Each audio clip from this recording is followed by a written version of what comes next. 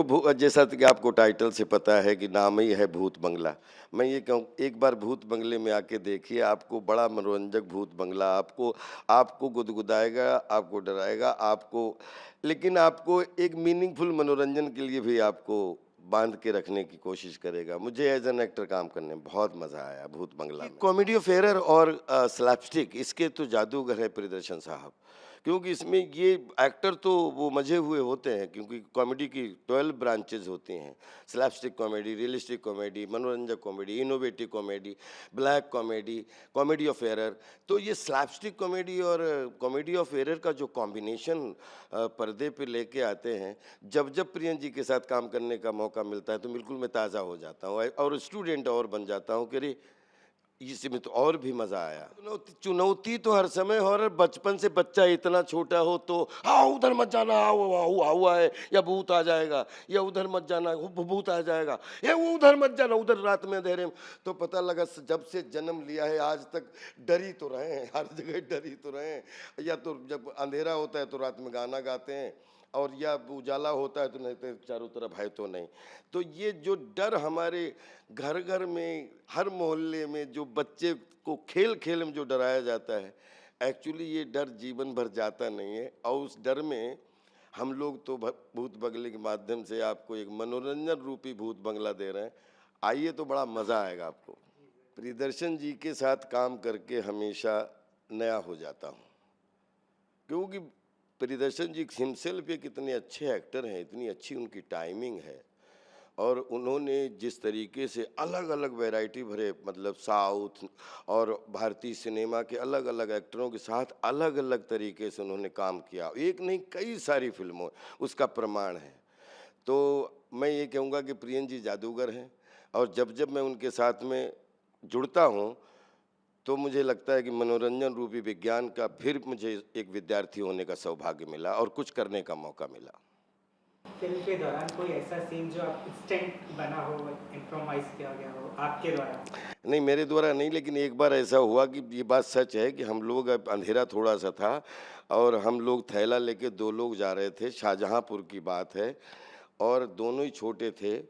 9th में पढ़ना, 9-5-14, 12-14 साल के हम। एक ब्रजेश कुमार श्रीवास्तव हैं, मैं हूँ, एक पुलिया क्रॉस कर रहे थे। अचानक बात करते, अचानक 30 फीट की एक ऐसी मूर्ति आ रही है, ऐसे-ऐसे करते हुए हम लोगों को ऐसे पकड़ने को, जब हम लोग जो चिल्लाए, और सच में 2 मिनट तक तो समझ में नहीं था कि ये था क्या। दोनों ने देखा प्रॉपर और लौट के आए, वहाँ कुछ भी नहीं था।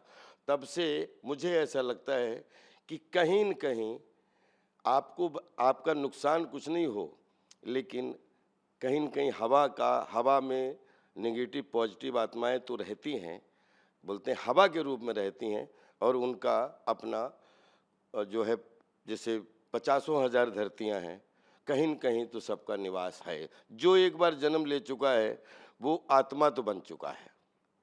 अक्की पाजी के साथ में जब जब काम करते हैं तो सबसे ज़्यादा मज़ा ये आता है, तो ऐसा लगता नहीं कि 20 साल से कई सारी फिल्में की, क्योंकि जब जब करते हैं तो जो भी लाइनें हम लोगों को या जो भी सीन करने को मिलता है, वो प्रियन जी के साथ ट्रस्ट ऐसा है कि हमेशा कभी भी हंगामा के बाद प्रियन जी से कभी भी कोई स्क्रिप्ट नहीं आज तक सुनी, कोई भी कैरेक्टर आज तक नहीं सुना, और बहुत सारे सीन जो हैं वो सेट पे ही प्रियन जी खुद हमें अक्षय पाजी को समझा के, और जिस तरीके से जब तक वो पूरा सीन शूट ना हो जाए तब तक अक्षय पाजी हम लोग कुछ ना कुछ उस सीन में ज़िंदा करने की छोटे छोटे नुमाइंसेस करते रहते हैं। वो मुझे बहुत मज़ा आता है और हमेशा तरोताज़ा हो जाते हैं। इम्प्रोवाइजेशन हमेशा, इम्प्रोवाइजेशन अच्छी होना, सीन ना बिगड़े, सीन में और जान आ जाए, और कोई स्क्रीन प्ले को मजबूती मिले लेकिन उसको बिखराव ना मिले। तो आई थिंक उसमें प्रियन जी के हाथ में जब डोर होती है तो वो सीन का मज़ा ही दूसरा हो जाता है। परेश जी पोस्टर में दिख रहे, असरानी जी भी पोस्टर में दिख रहे, इनका इनका कितना है फिल्म में? असरानी साहब के साथ तो खैर परेश भाई तो एक बड़े भाई की तरह हैं और थिएटर से हैं, और उन्होंने देश में थिएटर की बहुत बड़ी सेवा की है और आज भी कर रहे हैं, और फिल्म इंडस्ट्री की बहुत सेवा की है।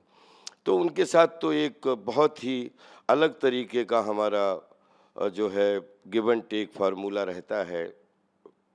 फिल्म में और साथ में असरानी जी हों, तो ऐसा लगता है चूड़ी बना के असरानी जी उसके नग बन जाते हैं हमेशा उस वो चूड़ी को बनाने के लिए, उसमें नग का काम करते थे असरानी जी। असरानी साहब के साथ में क्या बोलूं कि फट्टा टाकीज़ में उनको शोले के रूप में देखा। कहाँ फट्टा टाकीज़ शुरू करके कभी सोचा नहीं था कि पिछले 20 साल असरानी जी के साथ एक नहीं 20 फिल्मों में काम करने का सौभाग्य मिलेगा। और असरानी जी ने उनके जैसा ग्रेट एंटरटेनर भी नहीं देखा, जिन्होंने 250-250 लोगों की यूनिट बिठा के 1-1 घंटे खुद इम्प्रोवाइज़ करके जो है कुछ दिनों पहले तक। और आज असरानी साहब हम लोगों के बीच में नहीं हैं, लेकिन एक दिन सबको ही जाना है। ये फिल्म, ये चरित्र सब उनकी याद में है, पूरी जनता खूब इसका एंजॉय करे, सब उनके लिए ये समर्पित है। और कि उनकी अंतिम फिल्म ये थी और उनके जाने के पहले उनके साथ में स्क्रीन शेयर करने का सौभाग्य मिला। बस आप जहाँ भी रहें, लव यू। और इस फिल्म के साथ में एक अच्छी चीज़ है कि इस हॉरर युग में, जहाँ पे मनोरंजन में हॉरर मनोरंजन को बहुत रिस्पेक्ट मिल रहा है, उसमें एक बहुत अच्छा मनोरंजन देखने को आप सबको मिलेगा। बस यही कामना करता हूँ। आखिरी में आपको व्यक्तिगत रूप से कॉमेडी या हॉरर ज़्यादा क्या है? अभिनय, 3 डायमेंशनल अभिनय, दुनिया का कोई भी कैरेक्टर हो उसको जीने की तमन्ना का अभिनय।